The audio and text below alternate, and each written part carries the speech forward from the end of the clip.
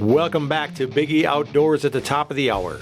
We welcome in those just tuning in, and for those of you who have been listening, we're headed into another great hour of outdoor radio with Biggie and Brandon here at Biggie Outdoor Studios.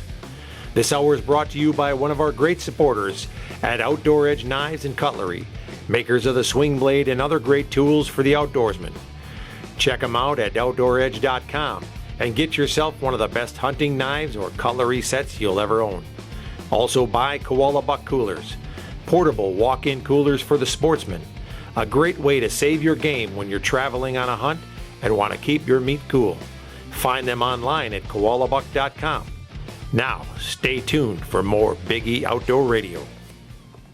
Biggie Outdoors, located at Cedar Creek, is reopening its doors soon after its new remodeling.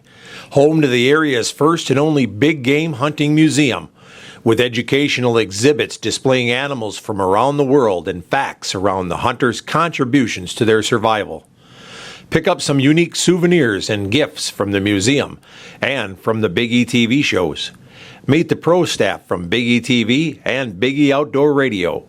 A great place to stop in with the whole family. And while you're there, book your next hunting trip with the Biggie Outdoors Professional Hunters. With over 21 personal hunting destinations worldwide, you'll be sure to find a quality getaway with the Biggie Outdoors destinations. Biggie Outdoors is also home to Adrenaline Hydrographic. Check us out online at BiggieOutfitters.com and register to win a free hunt.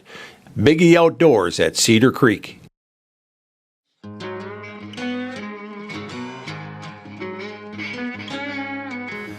Welcome back to Biggie Outdoor Radio. At the top of the brand new hour here at our all-new studio down at the Biggie Museum and Biggie Shop. Yep. We're actually sitting here watching all the walkers in the mall. Yeah, the mall walkers. It's kind of like our own little version of The Walking Dead here, isn't it? There is some interesting characters go walking by here. There's some of these zombies that are walking around out here. You know what?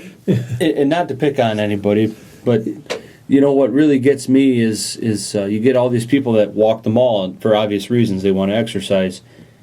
But then you get people that come here and they will roll several laps throughout the mall in a wheelchair. And I'm not quite sure what exercise that accounts for. But well, it gets them out. Yeah, I mean, it gets them out, but they're not even with somebody that's walking. They're just rolling along in their wheelchair, going past all the. That doesn't get me as much as one of our sponsors is Snap Fitness. Yeah. Okay. Now, what gets me is how the people. I actually was there. I see the people from Snap Fitness leaving Snap Fitness. Yeah. And then they go to Taco Bell. Oh yeah. And then they load up on tacos. It's like eat, run, repeat. Yeah, and I'm thinking, what the heck are you doing? Where was I where the folks were getting done and they were going for an ice cream right away after they got done working out? Oh, good Lord. Yeah. But yeah, that's funny because the Snap Fitness is right next to the Taco Bell, and we'll be over there running on the treadmill, and you can watch them walk out of the building. Some of them don't even get in their car and drive over to the Taco Bell. They'll walk right to the Taco Bell. Yeah. Yeah. No, nothing against Taco Bell. I like Taco Bell too, but well, if you're trying to get in shape, I don't know. Maybe it's because the Taco Bell goes right through you, so it doesn't really stay with you that long. Well, I second that. It depends. The last time I was at Taco Bell, the line was so long because there was a whole bunch of illegal immigrants there trying to get cell phone plans. Oh my God. Yeah. Okay. I see what you did there, Taco Bell. Yeah. Yeah. So anyway. You're bound to get in trouble with somebody, whether it's Nick Davis or your wife. Someone. Or the illegals. Someone. Yeah. Oh boy. Brandon, Wayne and Leon from Boss Safaris. Yeah. They were hunting with a guy named Oli, I think it was. Oli? Yeah, Oli. Really? Yeah, they had a guy named Oli that was hunting with them. Like Oli and Lena? Yeah, like Oli and Lena. Yeah, He was hunting. And I gave them a bunch of Ole and Lena jokes that I was telling them online, and they never responded to me. Huh. I couldn't understand why. They didn't seem to. They didn't see the funny in it, huh? I don't know if it was just because they're from South Africa and they didn't get the humor, or. Well, they are very dry in South Africa. They are dry. Yes. They're dry not only in the weather, but in their humor. They just don't. They don't laugh like we do. They take things very seriously. Yeah. Which is where they look at us really funny when we go over there, because we're constantly razzing each other and teasing each other, and they look at me like I've got no respect for my dad, and really, I mean, you don't. We're really, I don't. No, really, we're more like best friends, and we're constantly being smart Alex and teasing each other about everything, and it takes them a while to realize that, and then they're fine with it. But at first, they're like, "Whoa, what is wrong with this kid? He has zero respect." Yeah. Yeah. But it's the sarcasm thing, Wisconsin. we're big on sarcasm here. I think it's the beer. The beer? Yeah. Yeah, it could be. Maybe not. We just have both. Yeah. So, speaking, it's like I sent him this one. It said, Ole was out walking with his brother Sven, and they happened to live next door to each other, and Ole, Sven says to Ole, he says, Ole, he says, you and Lena should really get some new curtains, and Sven says, well, why is that? Or excuse me, Ole says, well, why is that? And Sven says, well, last night I saw you and Lena, through the window. And Ole thought for a while, and he said, Sven, the joke's on you. I wasn't even home last night. Oh, man. Oh, boy. I sent him that one, and I got no response. I can't believe that the guy did. The joke's on you. Uh-huh. Sure is. Yeah. Oh, man. Oh, well. So, anyhow.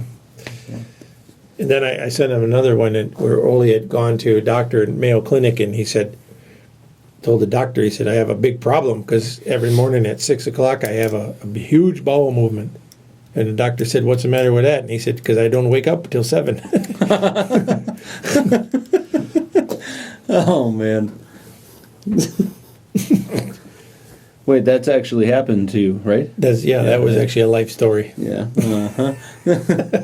Oh, boy. Anyhow. So, by the way, how's your beard coming? I see. My beard is coming in nicely. I see. You think you're actually going to be able to hold out? Oh, I will, definitely. I think we should go longer. Okay. All right. I think we should. Once we get to March, we'll talk about it. We'll post some pictures on the but you're not the Outdoor Radio Facebook page, and we'll see what people think. You're not actually going to be trimming it down, though. I mean, if you trim it down so that it doesn't grow out long. I just keep the neck trimmed and off my cheeks a little bit so that I look presentable. And you got the Amish look going. But, well, that's because I'm in 2 other bets right now that don't allow me to trim to that extent. I'm giving you some leeway. I see. I see. Well, that's not called leeway. That's just called I look somewhat presentable. Well, I mean, I look presentable. I get up in the morning and You what? Take a shower. I brushed my big bush on my face, and yeah. I mean, whatever. I was actually looking into this Dollar Shave Club thing, and I think we need to contact those guys. The Dollar Beard Club. The Dollar Beard Club fella. Yeah, we need to contact those guys. See if we can get some kind of a sponsorship with them. I think that'd be pretty neat. Well, you know that my cat. It's not my cat. It's actually my wife's cat. But that cat likes to sit on my chest at night and lick my beard. I don't know why. He grooms me. So I think what I'm going to do is I'm going to videotape it, and I'm going to send it to the guy in the Dollar Beard Club and say, hey, see if you can get your kitty to do that. He's got that big lion. Yeah. Oh, my goodness. Yeah. Well, it's a challenge. Mm-hmm. Yeah, no. No? Well, maybe I'll go to Africa and I'll see if I can get a lion to do it. All right. I'll run the camera. There you go. From a distance. Well, there you go. That would make a great show for us, to get the lion. Boss Safari's there, but they seem to fall short the last time I was there. But we had a nice nice Cape buffalo hunt anyway out of it. But we'll see how they do the next time I go. Mm-hmm. Yeah. I'm sure they're listening. We have a nice reach. We reach all the way to South Africa. You know? Oh, yeah. Wayne, I'm sure Wayne's listening. He'll be getting a hold of you. Yep. Actually, I'm going, the next time I go, we'll probably we have to go to, in March, we have to go to visit our friends at Kikuyu Lodge. And they've got a really nice place over there in the Eastern Cape as well. And we just had some friends that were there. Mike Grayheck from Green Bay. How's our time? He was over in Kikuyu, and he shot some wonderful animals. He got a couple of nice kudu. I think he said that 7 of his animals made the SCI record books. Wow, that is amazing! Holy smokes! Yeah, he had a great hunt and was real happy with things. So, congratulations to Mike Grayek and his dad. They had a great time over there. Yeah, it sounds like they had a blast, and they. Mm-hmm. I was watching them on Facebook, and it looks like they got quite a few animals over there. Yeah. I think they get like 15 between the two of them. At least that, I think, 15 or 16. Of course, we hooked them up with one of our good PHs over there at Kikuyu, Eugene. He's took really good care of them. He's one of my favorite PHs from the Kikuyu staff. He's what are you looking at out there? What do we got going on? Oh, nothing. That's a bad thing about us being in front of this window. We get sidetracked. Now we can see everybody walking by. We can see what's happening. And we can watch this construction project as it goes on. And again, remember, anybody that thinks that the Cedar Creek Mall is dead, I'm here to tell you, it is not dead. We are coming back. We are coming back from the ashes.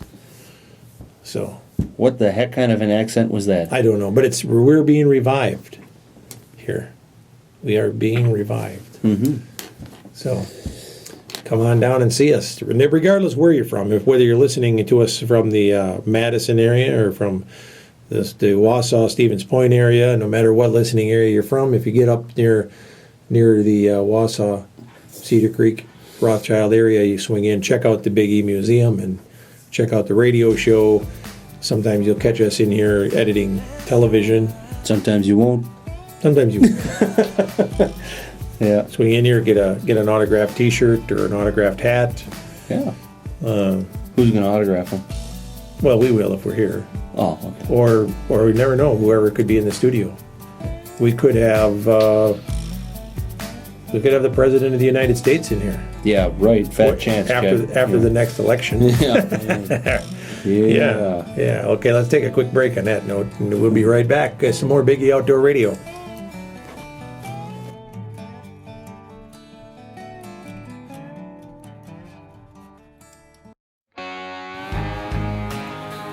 Okay, welcome back to Biggie Outdoor Radio, and we are getting a guest on the line here.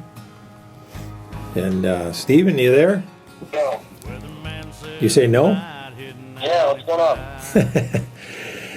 Hey, yeah, we're checking with you here. We got you on the air with us now, so we're just checking in. You still watching Jim Shockey?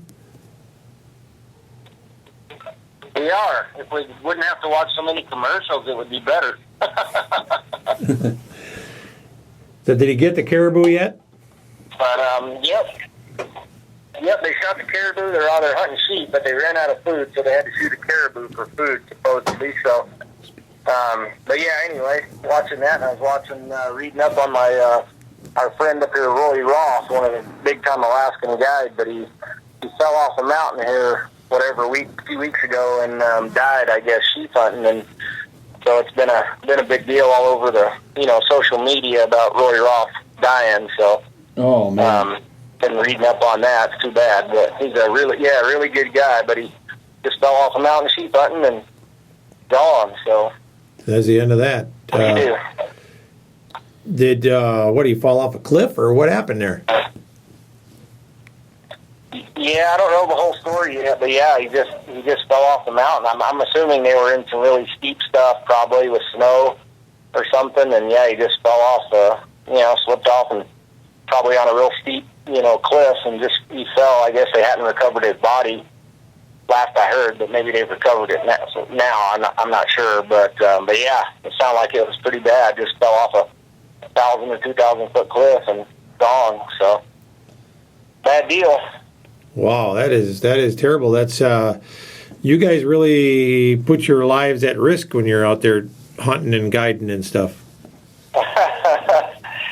Yeah, Alaska's definitely a different kind of place. There's definitely the risk, involved when you're hunting in, mountainous country like that. But, we keep it as safe as we can. Like I said, that doesn't happen very often. It's pretty rare that something like that happens, and usually it's a guide, before a hunter. Usually the guides will go make sure it's safe for the clients before we, put any clients at risk. But, yeah it happens, every once in a while, we seem to lose a guide here and there, but boy, that's a shame. That's part of it. How are you doing since your accident there? Your surgeries, I think, what have you had, 5 or 6 or? Yeah, I think 6 surgeries so far on my leg. I got 1 more to go on my shoulder, but yeah, I'm doing all right. Leg's healing up pretty good. I've actually just got it up here. I've got to keep it elevated most of the time, or it hurts pretty bad. But yeah, I had a really bad aircraft accident near the 1st of August when I was putting sheep hunters in, and just lucky to be alive on that one. So just one of those deals, bad weather and the right combination of factors adding up, and I just clipped some trees and broke my leg and crushed a bunch of ribs and split my sternum, and I got a rotator cuff tear in my right shoulder. So I got the surgery done on the leg now, and I think that it'll be okay. But it's going to be probably a good year and a half recovery. Was it too much whiskey or not enough? The year I got to do the surgery. Yeah, not enough. I wish I would have had some that day for sure. I had the wreck, and then it took, I had to have the Army National Guard came out and get me in the Blackhawks, and it took, from the time I wrecked the airplane to the time I was at the hospital was about a little over 8 hours. So, yeah, I wished I would have had some whiskey while I was sitting there waiting. Oh, man. Yeah, Steve, my dad was actually telling me here that you had a good friend hanging around you while you were waiting for the National Guard to come. You said you had a brown bear hanging out. Yeah, I actually did have a brown bear run into my, I think I was just, on the trail and the wind was blowing the opposite way, and I think he was just coming down the trail and he didn't smell me until he got right on top of me there. But yeah, I was on the sat phone, with the Coast Guard or the Air National Guard, and bear happened to come in on me and I was wolfing and popping his jaws and breaking limbs and stuff. But luckily he decided to go on around me and head on. He didn't come on in and tried to make me dinner. You probably were pretty defenseless at that point, huh? Yeah, I mean, I tried to get up and get over to my airplane to get to my rifle, but I couldn't even get up at that point. I was just, everything was set in good enough that I was too stiff and I couldn't get up and do anything about it either way. Oh, man. Yeah, that's not the time to be seeing bears, I guess. But I've been watching you on Facebook. Definitely not. But yeah, I've been watching you on Facebook. It seems like you can find plenty of them up there. Oh, there's plenty of bears here. There's no doubt of that. We're in bear camp now, so hopefully we'll get a few more knocked down before we head home. There you go. So you got some good deals coming up for spring. You got bear hunts in the spring as well. Brown bear and black bear, you said? Oh yeah, for sure. The springtime is all just brown and black bear, and then everything else follows in the fall. You start in August and end up, late October we finish up. And I also saw that you do moose hunts and stuff like that. I seen some guys pulling some good sized moose out of there. Oh, for sure. Yeah, we did really well on moose this year, and the moose population's been really good. Last couple of years we've had, I think a combination of mild winters, along with, states really letting us kill these predators. We've had some good predator control programs on the wolves and on the brown and black bears. So I think knocking down a little more of the predators has really helped the moose population come back. I mean, we were 100% on moose this year and last year. And, the moose population is just, it's as good as I've ever seen it. So we've done really well on the moose. Yeah, that's pretty good. You can't get much better than 100%. Yeah.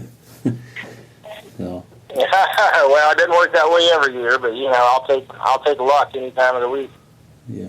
Yeah. You know, that's a big thing you hit on there too with that predator control.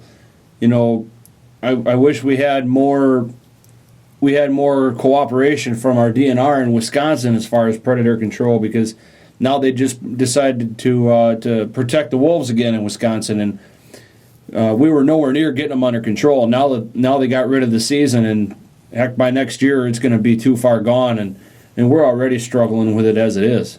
So. Yeah, what do you do though? It's just, politics is the most of it. I mean, we're kind of segregated up here in Alaska, so Yep. Our fishing game kind of, does a pretty good job up here as far as predators, and so we seem to have been keeping it under control pretty good here. Hey, can you hunt? Yeah, you just never know how that's going to go. Can you hunt wolves in Alaska?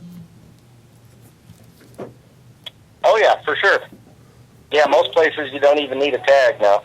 Oh wow! Holy smokes! Yeah, that's are they plentiful enough that a guy will run into one while you're up there? Yeah, it just depends on where you're hunting. More up in the northern part of the state, and then down here on the peninsula where we're bear hunting, a lot of times you'll run into them. But it's just more of an opportunity animal than it is anything. It's not. Most time you just don't go do a wolf hunt. If you're going to do that, you need to do a middle of the winter hunt where you're running snow machines and you're, checking trap lines. But during the hunting season, it's just kind of opportunity. Most guys, like us, we don't even charge. If you see a wolf, you just kill it. Oh, that's interesting. Yeah, that's I never really thought about that, but we take it for granted that you can't shoot wolves anywhere, but there's so many places that you still can. Oh yeah, for sure. Especially here. I mean, we welcome it. We want them all dead. So if we see one, we're going to expect you to shoot it. Well, that's good to know. Well, I can't wait to get up there and do some brown bear hunting with you, or at least just see the country. I hope that you get back on your feet soon. Oh yeah, no, end of the year, end of December, I'll start walking. Again on the leg, and then we'll start physical therapy.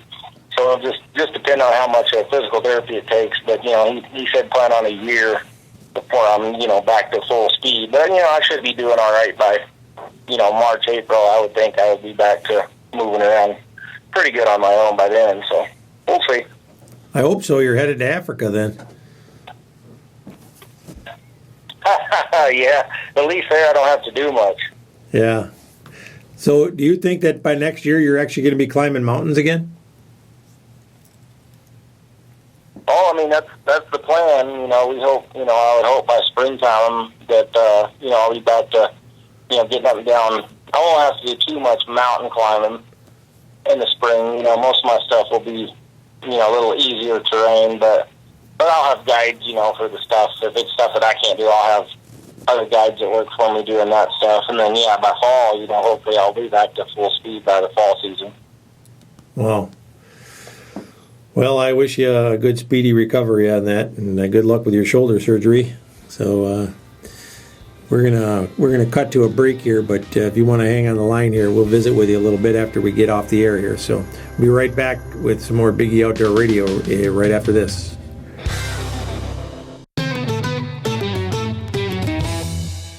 Welcome back to Biggie Outdoor Radio. This segment is brought to you by Bruise Brothers, located on Highway X in Weston, just off of Highway 29. Fresh burger ground daily from country fresh meats and awesome hand-cut fries with all the tasty seasonings to choose from. They got plenty of tap brews with 35 beers on tap. If you haven't made your way on over to Bruise Brothers yet, you need to head on over and check them out. And tell them Big E sent you, and they'll give you a little something special from us just for mentioning it. But head on over there, and you'll be hooked up with the best burgers in town. That's Bruise Brothers on Highway X in Weston. Well, welcome back here to Big E Outdoor Radio, and we're actually in our mobile studio now, Brandon. We kind of got pushed out this morning. Yeah, they're making a lot of noise with the construction. Woo. Yeah, I'll tell you what, they're really moving along here at Cedar Creek. I'm telling you, folks, if you haven't seen what's going on down at Cedar Creek Mall down in Rothschild here behind the Gander Mountain, you're just going to have to get down here and check it out, because this place is getting a whole new look. That 70s, 80s theme with that green and red is kind of going away, ain't it, Brennan? Yeah, it took a while, but it's finally going away. And I'm surprised we actually made it through the first half of the show without all the noise interrupting us. I'm telling you, it almost sounded like Nick's Build-A-Buck shop in here when they got on top of the roof with the drills and the saws, and you guys got guys hammering in there. They're banging on the roof. I'm not sure what's going on up there, but at least we know they're making progress. If nothing else, they're making a lot of noise. So yeah, they sound like they're making progress. Yes, they do. Which is actually what I do anytime I work on anything. I figure the more noise you make, the busier you sound like you are. That's a good plan. You know, if you're out there and you're making a lot of noise and banging on the roof, I mean, that way the boss won't come up and check on you anyway, because at least he knows you're not napping. You know. But the place is definitely looking good. I got to give it that. So, you know who I saw walking around down here the other day? Who's that? Looking at empty stores. Chase Outdoors, Justin. Oh yeah, Justin Gates from Chase Outdoors. He was down here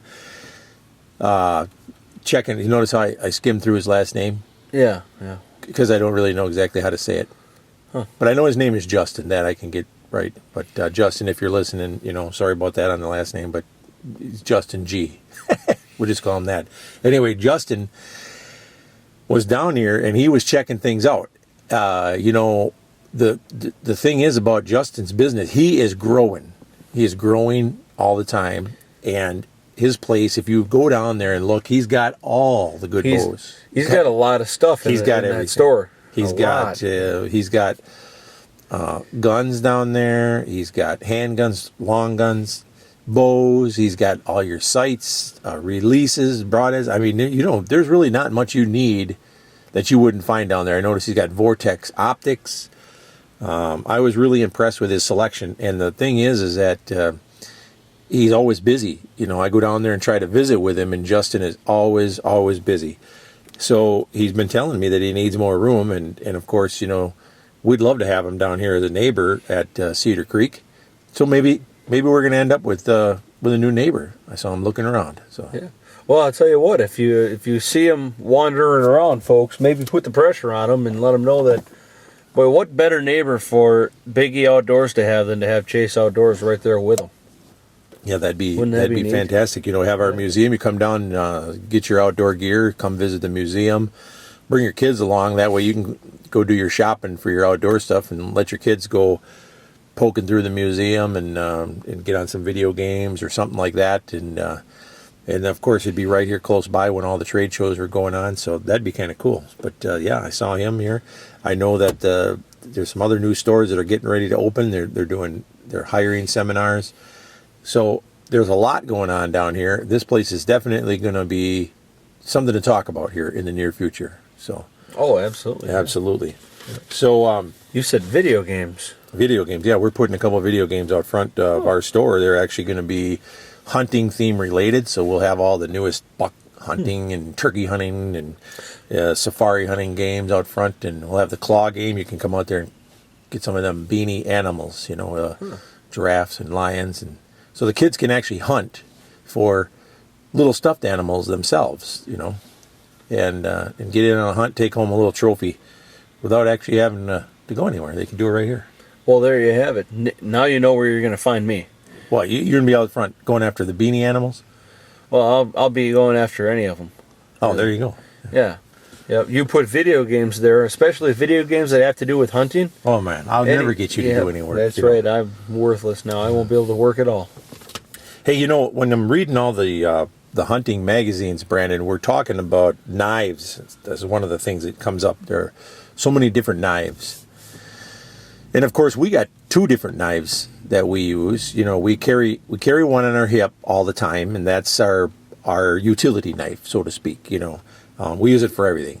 Gutting, skinning, we've used this knife for years, and I see on Facebook there's a lot of people that say, "Hey, you know what's the best hunting knife? What do you use? What do you use?" And you get a lot of guys that come back and they say buck knife. Yeah. Yep. And buck knife has always been around for a long time, and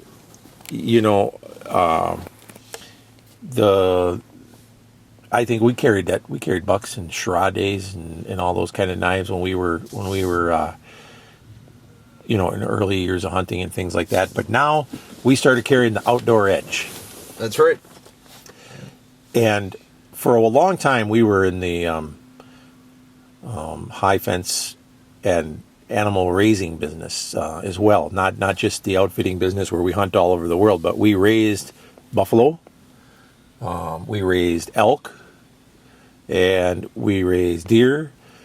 We had other animals there as well. So we were constantly feeding them, and we had to do a lot of stuff to take care of all these animals. So, the knife was a main tool for us. Oh, yeah. It was a main tool. Yep. Hey, we even used a knife to do a little dental work, too.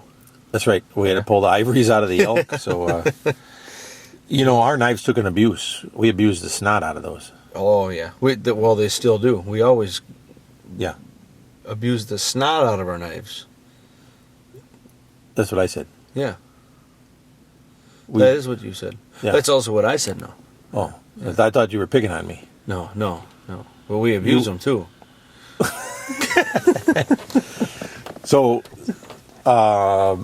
think about how many animals that I myself gutted in a year when we were on those ranches, whether it was for meat purposes or for hunters and things like that, and places that we'd go to guide. And that outdoor edge always stayed sharp for us until eventually I would break it. And if I broke an outdoor edge, trust me, folks, it wasn't the fault of the outdoor edge. It was complete misuse, But we gave a lot of those things away, and that was a good knife. And then the other knife that we use, that we have, and that we use for skinning and processing, and it has its own purpose, and it's very unique, and that's the Hr2 razor. Yeah, that's more handy on the processing end of things, for sure. Yeah. And at first I didn't quite understand it, and then I started watching you use it. I seen some of the videos they have. Right. And that thing is really versatile. Yeah. It does a really good job on gutless skinning, which in some places you're going to do that. Where you're field dressing an animal, then of course our outdoor edge comes in handy.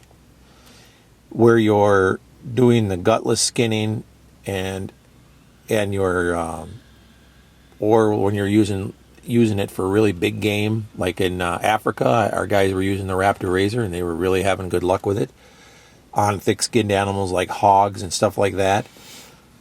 We've had good luck. So the Hr2 razor is a really, really sharp instrument. And so between the two, we've got a couple of sharp instruments there that in our handbag that we seem to like. And so far everybody that we've been hunting with and our outfitters and people that we give them to, they've been really happy with them. Yeah. Yeah. So I know that a lot of folks are using other things. Like I said, there's a lot of different knives out there, the bucks and the Hr2 and the Gerbers. We used to use Gerbers as well. We loved our Gerbers as well. And the thing is that some of these folks, their knives take on a cheaper tone later on, and they start mass producing them, and they don't keep the quality. Another thing that I'm not a fan of is the serrated edge. To me, when you're field dressing an animal and you're gutting it out, the serrated edge is just no good. I don't like it either, and I'm too likely to use that same knife that I gutted an animal out with. Yeah. I'm too likely to use that to start quartering it or caping it or whatever. And with any of that, I won't use a serrated edge. So I've never really, to be honest with you, I haven't had a utility purpose for a serrated edge. I'll tell you what I like a serrated edge for, and that's only one thing. What's that? Steak. Yeah, for a steak. When I'm cutting up my steak. Cutting up your steak. So, That's it. Yeah, and so far on my hunting knives, the serrated edge is just not a selling point for me. And so I when I'm working with a knife, I guess, I mean, everybody has their own preferences, and I guess I'd like to see, people's opinion on that. Go to our Facebook page, Big E Outfitter, Big E Radio, at Facebook there, Big E Radio, or Big E Outdoors Facebook page. Just look up Big E Outdoors or Big E Outdoor Radio, and tell us what you think about knives. We'd like to hear it. Put your comments on, and I guess we'd like to get a little bit of feedback, and we'll talk about knives, and we'll get back into that maybe next week after we get some feedback from some of our listeners. So we're going to take a quick break, and we'll be right back with some more Big E Outdoor Radio. Hey, welcome back to Big E Outdoor Radio. And, Brandon, I noticed that in the Time magazine. You read Time magazine? No, actually, somebody brought me the Time magazine from August that they cobbed out of a doctor's office. Huh. And it had an article on lion hunting in it, and here we go. We're going to talk about Cecil again. Yeah. So, and what they did, I mean, this is their whole thing. They put all these big articles in here about Barack Obama and Hillary Clinton, and I'm not going to get into that, but they go on and on and on. They got these huge articles. The entire article about the lion hunting is three paragraphs on the side of a page with a whole bunch of pictures that it shows of lions, and it shows them by a fence, like they're all fenced. But if you look behind it, look how much land there is. There's a ton of land. Thousands of acres of land. It just happens to be that these lions are up near the edge of the land. There's hundreds of thousands of acres on these properties. And it says that the uneducated people don't realize they don't realize that they got hundreds of thousands of acres to run on. They just happen to be near the edge, and of course, why there's a fence is because they don't want them in the city. Yeah, and they're probably wanting to cross the road here or something. So somebody stopped along the edge and took a picture, and it says something about there's perfectly legal hunting that goes on, and it's less publicly known and whatever, and that the animals are captive bred, and it's called canned hunting and all that. It's not called canned hunting. Only the liberals call it that, first of all. And then it shows some of the lions that are in these breeding areas. But what they don't realize is that many of these lions that are being bred, a lot of them are put up and allowed to be released if the government or if any of the people in these parks need lions. And that's where they come from, because the wild lions, they're not doing well. No. And what happens is the poachers, the people that are in the villages, the poachers and stuff, they're killing them off because they don't want them. That's how come the lion population overall decreased. It didn't decrease because of hunters. It'd be gone if it weren't for hunters. Hunters came back and started farming these things and saying, hey, we're going to preserve this animal. Yeah. And so the people that are around there, that live around there, they don't want these things sneaking up, eating their sheep. Yeah. And their livestock and all that. So they go out there, they find a lion at night anywhere near their villages, they kill it. Dead. Yeah. Can you imagine if lions got out of control like the coyotes have over here in the States? Can you imagine a pride of lions in the city? Yeah. Well, and that's where they'll end up too. Yeah. And then, think about it, folks. Go to your park, whether you live in Madison, you live in Wausau, you live in Chicago, it doesn't matter. Think about a big park area that you have out there, and all of a sudden the government says, hey, we're going to turn this into a national wildlife area. Okay. But they turn it into a national wildlife area, they're not going to fence it. They're going to stock it full of lions and grizzly bears and all these wild animals. All right. Now, it doesn't pertain to you people that don't live near it, but let's think about the folks that live near it. Okay. You got kids in schools, you got preschools, you got all that stuff. They're gonna stock this thing full. They're gonna reproduce, and they're gonna wander off. Oh, yeah. Okay, so all the tree huggers that don't live near it, they think this is great. This is great. We're going to have this place. It's going to be so beautiful. But all you people that live near it, you better start locking your doors at night, bringing Fifi the dog in, because you know what? When you let her out to go poo-poo out in your backyard, she just becomes lunch for a lion that's laying in your bushes, because that's going to start happening. That's what's happening to these people down there. So that's why they want hunting. That's another reason why they want these big landowners that are having all this wild land. They want it fenced because they don't want these animals off. And so what's happening is this is the cause of the decline as civilization has progressed. The decline of animals like lions and things like that have happened. Now what's happened is hunters have come back and said, "Hey, we're gonna put these lions in safe places. We're gonna keep their population up. You want more on parks, you want more in the wild areas, we'll release them for you. We'll give you lions. You can have them, you can release them. But we're telling you they're not going to live. Disease is going to get them because we take care of them good here. Yeah.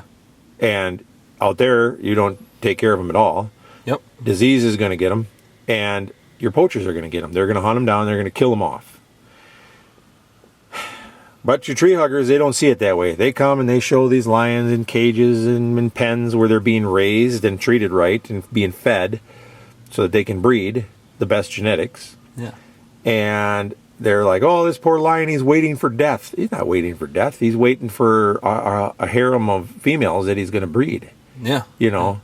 Well, and the thing is all these left-wing journalists and all these people that want to take all these pictures and slam the hunters for all this. When they go in there and they take all these pictures, they want to take pictures in the breeding areas and all that. Yeah. And that's the pictures that they're putting online, and they're showing, oh man, these lions are being hunted in these small pens and all this. Well, yeah, they're going to be taking pictures of them all in these small pens in these breeding areas. Those aren't the lions that are being hunted. That's right. That's right. So it's they're purposely projecting the wrong image. Yep. To try and help their battle. And then they don't realize the good that's being done. Again, I mean, we've touched on this before on our show that legally hunted lions like this, it's needed. The meat is used. It is definitely used. And the bones are also used. And the bones are used now by the people to replace the tiger bones so that the people in India and the Asian area will stop poaching the tigers. Yeah. And they will use these bones instead. So the bones are marketable. And, you know, I mean, to be honest with you, the best thing that could happen for the tiger is they would legalize hunting of tigers. Yeah. If they would legalize the hunting of tigers, there would be a value on it to the hunters, which would make people start raising tigers. You're right. And what would happen is you'd end up with commercially raised tiger areas where guys were raising, you know, hundreds of tigers, and you'd have more tigers coming up. If they wanted to preserve tigers, they would legalize the hunting and allow hunting operations, and you would see the tiger population come back, you know, 3 to 4 times what it is right now in a matter of 5-6 years, just like the lions have. Mm-hmm. And they're too dumb to realize that. The best way to make an animal come back is to legalize hunting and allow it to be hunted in controlled environments, because the first thing that's going to happen is we will start breeding that animal.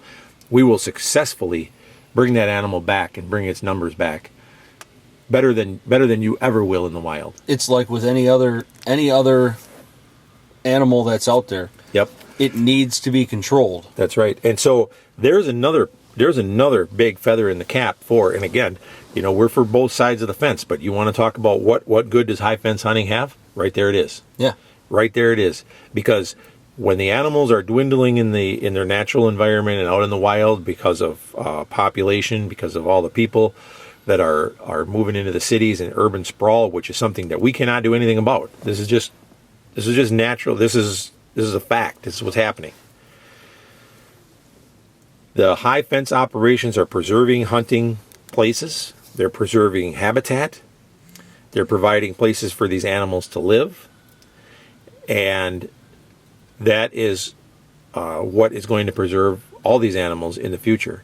And if you want to make an animal come back from endangerment, the best thing you could do is legalize its hunting on private ranches and preserves, because I guarantee you that once there's a dollar value on it for hunters, they will start figuring out a way to breed that animal and bring it back quickly. They'll figure out where it breeds the best. They'll figure out how to breed it. They'll figure out how to make it stronger, how to make it bigger, how to make the genetics better, and they will breed that thing to its maximum potential. Yeah. And so whether it's the lion, whether it's the white rhino, look at the white rhino. Yeah. I mean, if you really look at the statistics and the numbers of the white rhino, that animal would be gone if it were not for hunters. Absolutely. They put a value on that thing. They allowed people to hunt it, and it is completely off the, it is completely off the chart as far as numbers now because of hunters. 100% because of hunting operations. And the same thing with the black rhino. I mean, there's black rhinos now. There's white rhinos. You can hunt them. The reason? Because of hunting operations. Yeah. The sable would be gone. And I'm telling you right now that if they wanted to help out the tiger, that'd be the best thing they could do, is they could say, hey, you know what? We're going to make it so you can hunt tigers.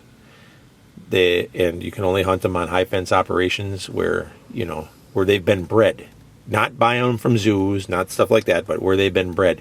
You'd get these guys from these breeding operations that would buy these troubled animals from the zoos, rather than them going to these little halfway houses where they just sit there and they walk around in a little room that a lot of people don't know about. Oh, yeah, yeah.